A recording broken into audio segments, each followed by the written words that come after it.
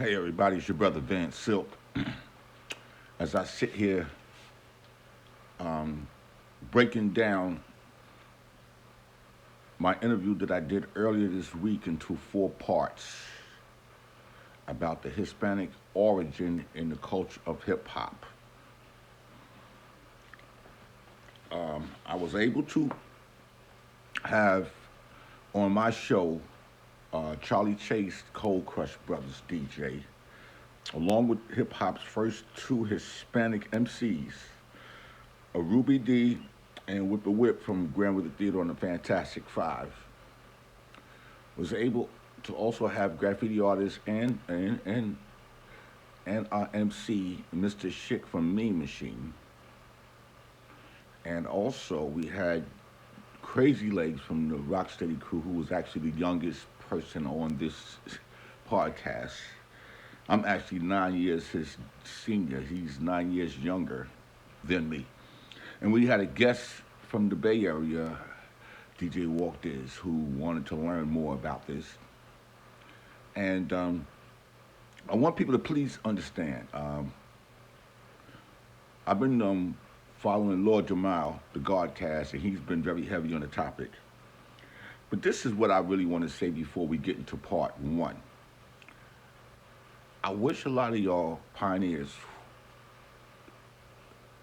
some of y'all, please stop fudging your timeline. Play your role and your position. Because a lot of people's getting upset because the truth is being told, and I've been trying to tell the truth forever. I'm not a hip-hop historian, I'm a hip-hop true historian. My word of true historian is the truth. Not here to argue, not here to debate. We're here to have the discussion of when the Hispanics got into hip-hop. And the first 2 MCs agreed that around the year 77, 78, when they got in, around 78 is when they started. Okay, because it's about when you're getting on your flyers. 72, 73, 74, 75, 76, it was non-existent. And the original B-boys were black, going from salsa to Trixie to Dancing Doug to Wendell, and all those older guys who are older now, Charlie Rock. And I just want people to sit down and realize discussion I watch online is still getting out of hand. Stop with the African drums. Stop with all this here. Stop with Grandmaster Flowers. We're not talking mobile DJs. Grandmaster Flowers, respectfully, it had nothing to do with hip hop. Now, you might have seen later flyers in 79 with Pete, DJ Jones, and Flash and Flowers, but that was just that was a party. So I want everybody to sit back, take a deep breath, and know your history. The most important history in hip hop is 1973 to 1983. And if you wasn't there, if you're not older than hip hop and you ain't 55, 56, 57 and up, you couldn't witness anything. All I need you to do is to take a seat in the audience. We didn't ask you to buy a ticket. Just take a seat in the audience. This is your brother VANSILK. Here's part 1 of my Not In My House podcast with Charlie Chase, Rubie D, Whip a Whip, Mr.Schick, Crazy Legs, and DJ Walt Digz. Enjoy, learn, and if you want to use this on your platform, you can inbox me, and I'll be glad to forward it to you or get it to you, so we can spread the truthful message out here. And I wish a lot of people stop going to those rappers in this business who might have a bigger name to tell our story. You need to go to the source. Be fair and square about it. They wasn't there, they can't tell you anything. That's all I have to say. Peace.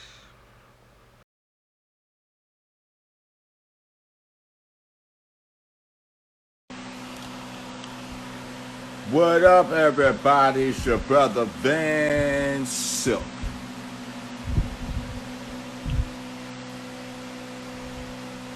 We're going to have a good conversation tonight, 9 o'clock.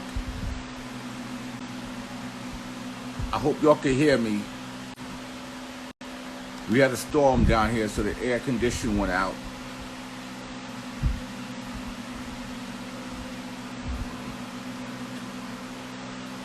So, let me see who I'm going to talk to. My guests. I have to make a request. Walt, Digz, please request. Also, Mr.Schick, please request.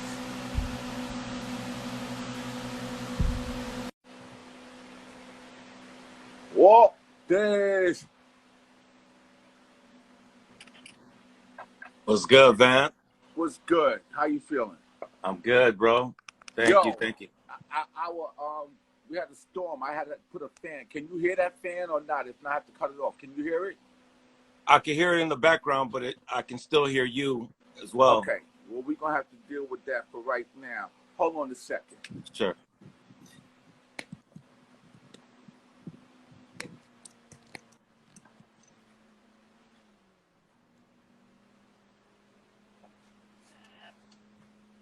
Maybe if I put it on low.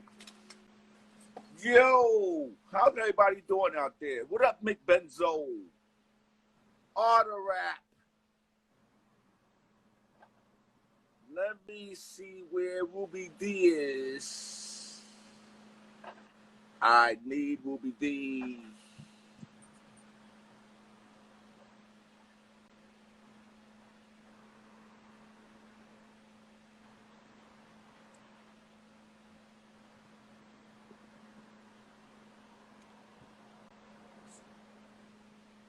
Is it 9 o'clock yet?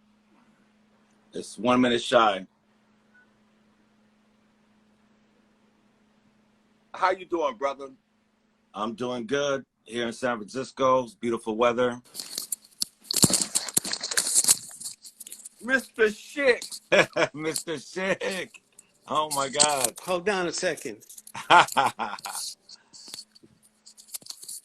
you doing, sir? Sorry, I couldn't hear you because I didn't have my headphones on.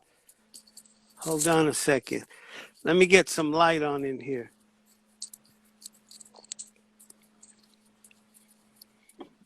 Mick Benzo, hang around for a while, Mick. I need to get you in. I need to get these guys in. Mickey, I need to talk to you, Mick.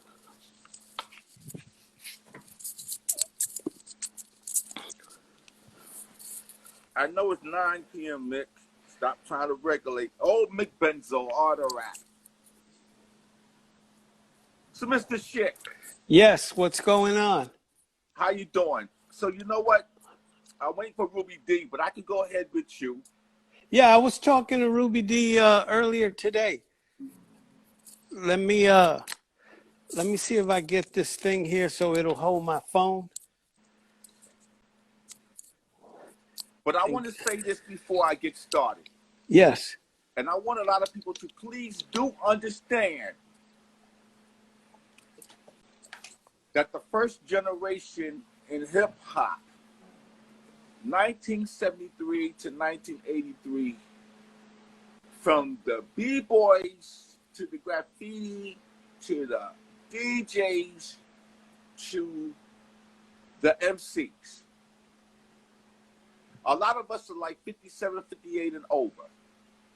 Yeah, I'll be 65, man, in December. Exactly. Now, we're not going to call no names because I'm not into name calling. I'm not trying to give anybody any enlightenment. But I've been noticing and I've been saying that we're coming upon the 50th anniversary of hip-hop next year. They try to cancel out the first generation. They leave us out of a lot of stuff. They're not in. They don't care about nothing unless something happens bad or negative. Basically, we are senior citizens to them. We are alive. They prefer to go and talk to people who wasn't around and what we have done, which is very disrespectful. It's very disrespectful in a lot of ways. as I was growing up, just like you, Mr. Schick, you're a year older than me. In our community in the Bronx, if you grew up in Spanish Harlem, it was mixed. In the Bronx, my first friend, Hispanic, was Ralphie. First grade. My best friend, Reddy, Chino, and Goldie, I never knew they was West Indian because they never spoke it. Yeah. They hid it. We couldn't date no Hispanic girls in the early 70s because the Hispanic culture was very, very tight. Am I right or wrong? Yeah, you had like the older generations that were like that, and then like our generation, well, at least for the Hispanics, was a little different. Can you speak a little louder? I can't hear you. Okay, let me see if I can turn up this volume. Hold on.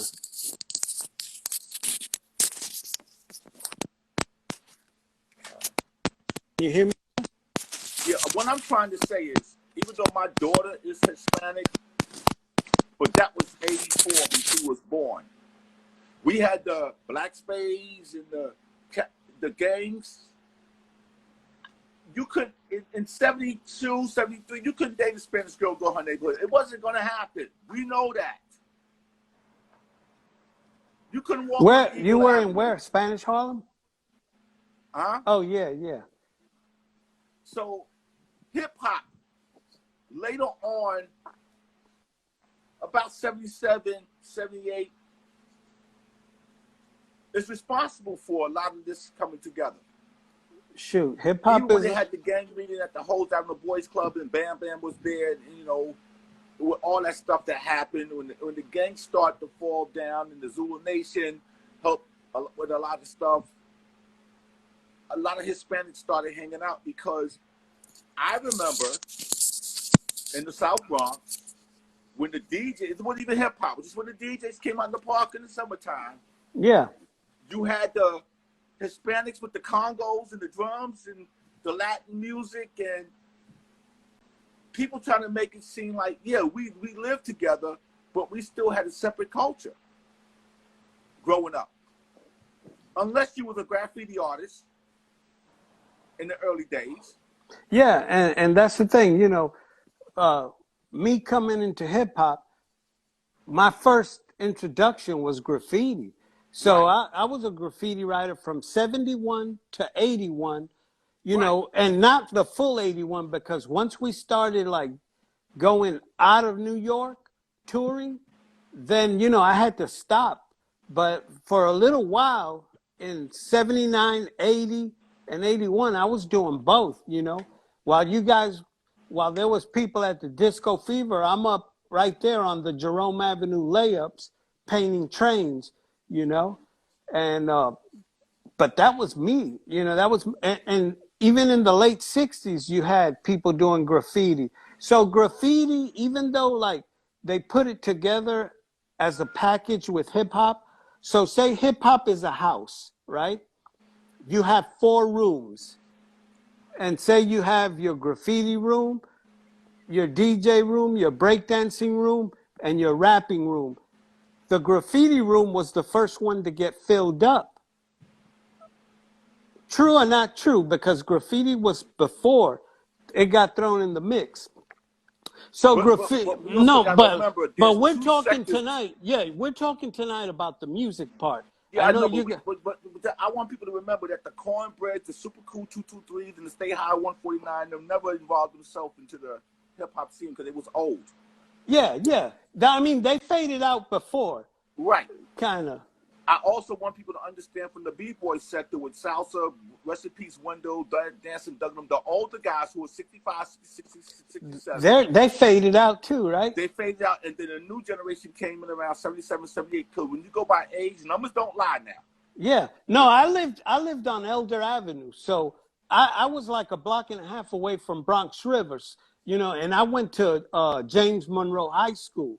Right. And then I was there for about 2.5 years before I got kicked out. Then I went to Clinton, you know. And the topic that I'm having tonight, hold on a second, Rubie D is here. Hold on. And I'm gonna keep you on for a few, Mr. Schick, because Whip is in the background as well. Yeah, I can leave whenever you No, want. not yet. Oh, All okay, I'm trying okay. to confirm is I don't want anybody to have any disrespecting that. Ruby D, Hold on, let me get the camera right. get that camera right, man. Flip it. There you go. Ruby D. Damn. Salute. Okay, right My now, baby. this is VANSILK, not in my house. I'm talking to Ruby D, Mr. Schick, and we have a young guest from the Bay Area, DJ Walt is on tonight. And Mr. Schick is Taking on for a notes. few. Taking notes. And everybody, Here you go. I want everybody to have a clear understanding because people been chatting for the last 6-7 days. Not disrespecting anybody when it comes to the hip-hop culture. Because people want to start bringing, the rappers and the drums. Listen. MCs and the DJs. Because if Picnic Marking record, Here Come the Judge was such a phenomenon, everybody would have been doing what he was doing back in 69. So let's cut the cap. Let's stop the bullshit. Let's get to what we're talking about. Now, Mr. Schick was a graffiti artist, 71 to 81, and he was in a group on Sugar Hill Records called MeanMachine. Ruby D was in a group called Grandwizzard Theodore the Fantastic Five, along with his partner, Whip, who were the two Hispanics in the group. Disco Wiz was with Grandmaster Caz, Charlie Chase, Coldcrush brothers. As I talked to Trixie, the original B-boys, he said, man, there was no Hispanic B-boying when we was out in 72, 73, 74. As Kool Herc, all the Kool Herc artifacts went on sale at Christie's, the biggest auction house in the world. It did over $1.8 million out of the 190 photos, Polaroids. It is what it is. I was happy when MeanMachine came with your record on Sugar Hill because it changed the door, okay? I was happy when I seen Ruby D when he said, you might think I'm black, but I'm Puerto Rican. Fantastic Five, Whip. Charlie Chase at one point was the Furious 4 DJ. He was the DJ when Raheem joined and became the Furious 5 at Forest Community Center in 1979. Not to say there might have been a few hanging around, but making impact and doing things because as a promoter, if me or AJ or Man Diplight or Mike and Dave were saying, here's a Hispanic group in 77 or 78, we would have jumped on that. Am I right or wrong?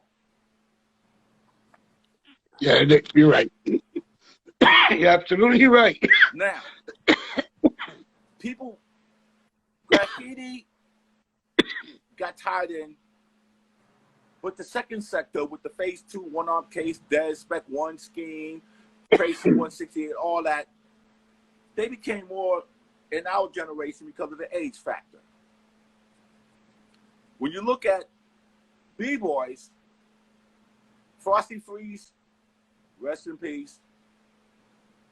You got Ken Swift. You had the second generation of Rocksteady. I look at most of them, besides Frosty Freeze, who was born in 1962. Seemed like everybody else was born in 66. I say in my post early this week, if you're not at a certain age, you couldn't have witnessed a lot of things. Now, I know when MeanMachine came out, you started to draw more Hispanic because your group was out of the 4, 3 was Hispanic. Am I right or wrong? Yeah,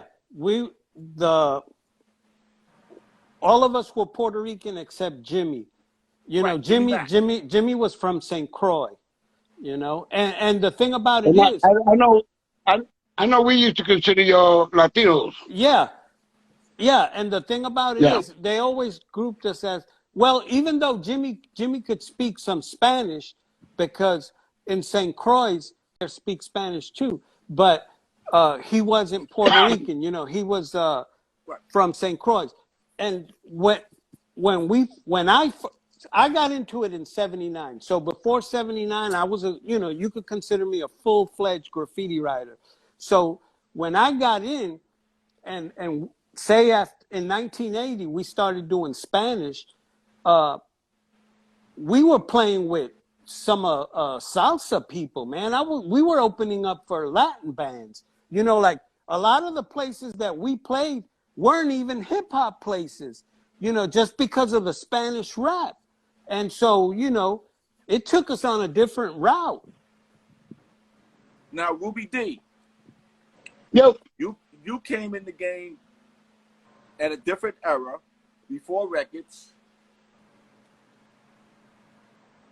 How did with you the L feel brothers. when you was with Theodore and rest in peace, Donna Rock and Waterbed, Kevin Master Rob, and all these black guys? How did you feel at that time? Well, you know what? And I'm gonna gonna go back later. How did you feel at that point, being like and I'm I'm gonna take it back about a year and a half more when I first got down with the L brothers. And I was the only Hispanic person in the club. Regardless where you went, I was the only Hispanic person in the club. Then when I got down with when things happened and Fantastic Five was formed, still in all, there was nobody out there really. As far as Latinos, there was, DJ, Charlie Chase, Disco Wiz, Whipple Whip came up later on. what years are we talking? We're talking about 76. I was down with the L Brothers for about a year and a half, if I'm not mistaken, before the Fantastic Four was formed, which was me, Kevin, Rob, and Theodore. And then from there, Rob is a scoutmaster, so he brought Dot and Whip along. And when Whip first got down, I did not know he was Hispanic. It was on a conversation one day, and it came out. He spoke Spanish, and I was like, "Whoa, yo, what's going on here?" But before that, and hold on, Ruben. I want everybody to please understand that we're not trying to take anything from anybody Hispanic that came along, but no. 74, 75, 76 were hurricane, all that. It's if we had the pictures, if you were shown, and I just want people to understand. If you were out there at that time, you was making some noise, or you just wasn't there. That's the way I see it. You don't,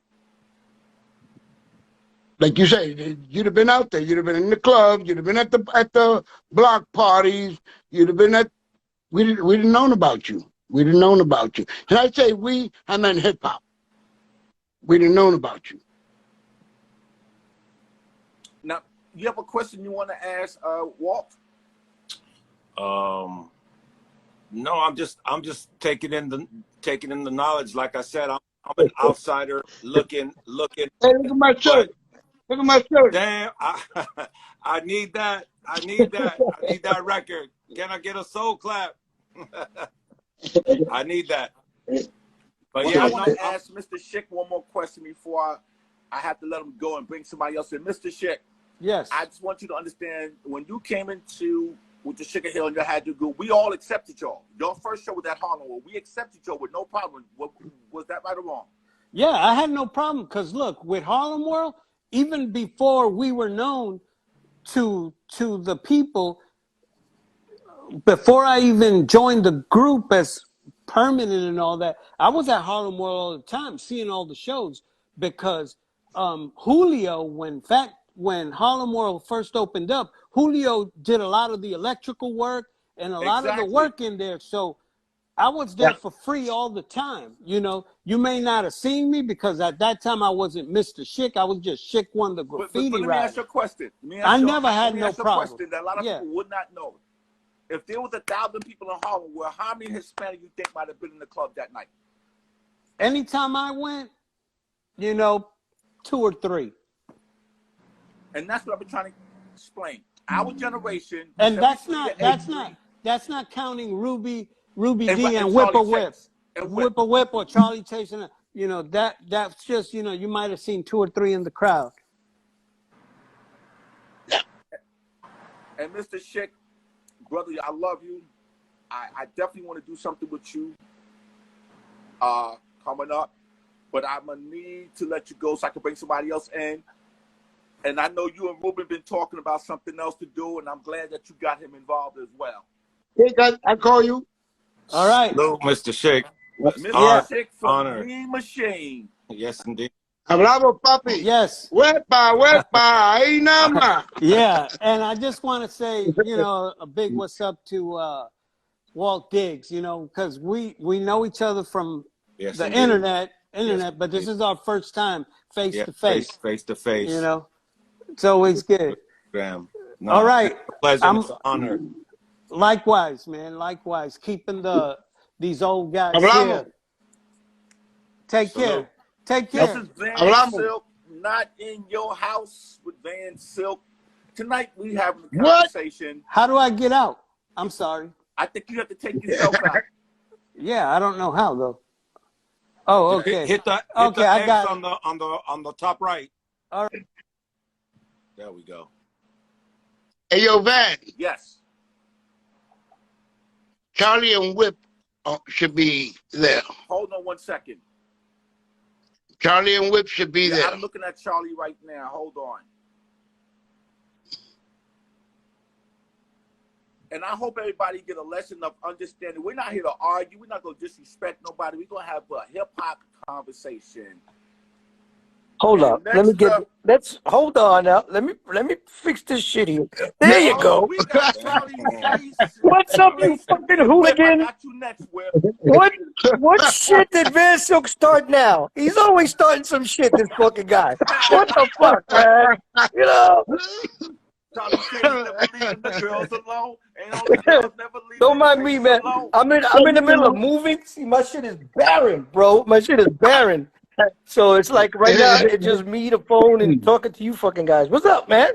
Hey, listen, brother. What's up, You Jeff? know, I'm always going to be the one to keep things going. You know, I have a lot of love for everybody in hip hop. I may not get it back from everybody. And I know you can't stay long because we talked about this. And Whip a Whip, don't go nowhere. But listen, you was out there. Right. And Really? I don't remember you. I know the name of the group is called Charlie Chase, Tony Tone, and the Coldcrush Brothers. I know that. Hell yeah. Hell yeah. But what it felt like back then when you was like really at a certain point the only Hispanic DJ in the game in hip hop. Well, you know, let's put that question in a better context. Okay. I wasn't the first. There were few DJs. Like, right, let me give you an example. There were a lot of DJs who were doing when they saw what I was doing, everybody started doing it as Hispanics because remember, I come from a Hispanic neighborhood. So there were local little guys around here doing what I was doing. You know, so I never really considered myself the first, but I do consider myself to be the first that made the fucking cut. And If you feel me. Right, because, you know, there's a lot of cats out there talking, oh, well, Charlie Chase was the first, I was DJing before him. Yeah, probably so. You're probably right. You know what I'm saying? But listen, back then in 76, 77, 78, 79, if you were good, niggas knew about you. Niggas knew about you. Right? You know, niggas, you were making noise and people would notice you and people would go to your parties. So you could talk all this shit you want, but if you weren't making noise, you weren't making the cut. People didn't know about you. You know what I'm saying? So I get a lot of, I don't know, maybe hater. I don't know what the fuck it is, these fucking people. I ignore. Listen, I see a whole bunch of conversations on social media, and I read them, and they don't even know that I'm looking at half of this shit, you know, because I don't chime in on it. It's crazy. Because to be honest with you, this subject for me right now is tired. I'm tired of this shit. It's like, come on, you know, So somebody told me earlier today, and it was kind of funny. He says, we're not even arguing about it. The people who are making more arguments about it are black people. I'm like, well, you kind of got a point there. They're making more noise It's than we are true. about it, you know. But listen, when I was doing it back in the day, okay, I never looked at it as me being different. I swear to you, man, I've always had black friends since I was a little kid. All my friends were black. I was in sports playing with black people. I did sports playing with Hispanics. I did everything. I was in a band with a bunch of black guys. I was in a band with a bunch of Hispanic guys, because I'm a bass player. I played salsa, merengue, R&B, rock, hip hop, R&B, whatever it was at the time, and I never saw myself different. The only time that bulb ever came up over my head was one day at a Zulu anniversary party downtown. I think it was at Irving Plaza, might have been. Oh no, it was on 34th Street. This place, I forgot the name of the place. Union Square And or Urban Plaza? not Union Square. No. Not Irving Plaza either. It's on 34th Street, across the street from Madison Square Garden, where they have a lot of events at. I forgot the name of the place. But Manhattan anyway, Plaza. Manhattan Plaza, there you go. Right? Yeah, You would okay. know because you a promoter. That shit would come quick to you, man. But anyway, so one day at the Zulu anniversary, everybody's talking and giving props, and one guy stood up and said, "Yo, we gotta give props to the first Puerto Rican DJ in hip hop, Charlie Chase." And I stopped and I said, "What?" Like I never looked at it like that. And that day when they said that, I'm like, I stopped and started going, like you start going through the Rolodex in your head, and it's like, oh shit, he might have a point here. You know what I'm saying? And that's when I first started thinking like that and stuff. But at the beginning, I never thought about it. My shit was just to be good. And if niggas step to me, I'll bust their ass on a 1 and 2s. That was my goal, because I wanted to do this. I had so much love for what I was doing. I didn't know where it was going at the time. Now, I was Chase. just playing breakbeats. Now, Chase. And Me and you've been tight for a long time. yeah, We got a good relationship. But absolutely. you don't talk a lot. And I've been trying to get you to talk a lot of times. You're like, nah, Van, I don't want to do this, I don't want to do that. I want you to tell them the experience that you had in your career with Melly Mel and them. Well, Mel and I, And the Furious 4 MCs. the Furious Four. Thank you. I was just gonna say that. Right. It was the Furious Four MCs. When they started coming out, I was going to their parties. I didn't know who I was. But I would always go to their parties because I loved the way they were putting it down. I always wanted to hear what kind of beats Flash was playing, because that was what I was into at the time, beats. I'm trying to read what people say. All right. Yeah. And I would always check out what Flash would do. So I was, let's say, a fan. I was a fan of this, like a year before we created the Coldcrush, Tony and I created the Coldcrush. I had these 4 MCs already, Little Black, damn, I forgot all the names, man. They were down with me, and one of them, RC, said, listen, let's do a rap convention, an MC convention. And I said, oh shit, an MC convention? That sounds kind of dope. First one, we did the first MC convention ever, by the way. We were the first ones to do it. So I said, man, this is dope. So that day, right before then, who was it? Mel. It was Mel and I think Scorpio.